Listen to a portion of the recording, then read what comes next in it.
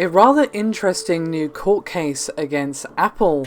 has surfaced as hundreds of iPhone 4S users have filed a class action against Apple seeking over $5 million in damages for what they are calling deceptive trade practices and false advertising.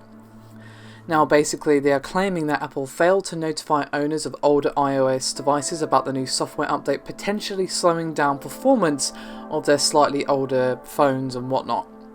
Plaintiff Chaim Lerman said that users had only two choices of either putting up with a quote slow and buggy device or buying a new iPhone. He then further says that Apple benefits from this as users often have no choice but to spend hundreds of dollars on a new iPhone due to the increased learning curve associated with the new platform, and more importantly, to save the investment into Apple's app ecosystem. Now, of course, you can get iPhones on a contract, and those contracts are often very expensive, so you don't have to buy them outright, but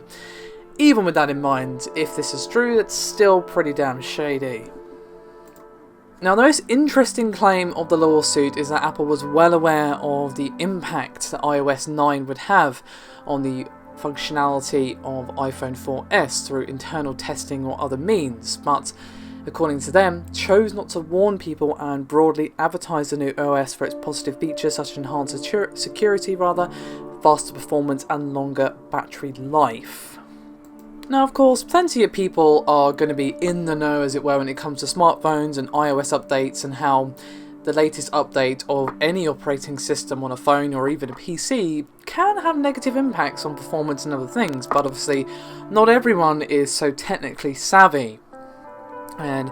basically the case is arguing that Apple has the responsibility to properly explain the impacts and protect customers who weren't aware of them instead of pushing them to invest in new hardware.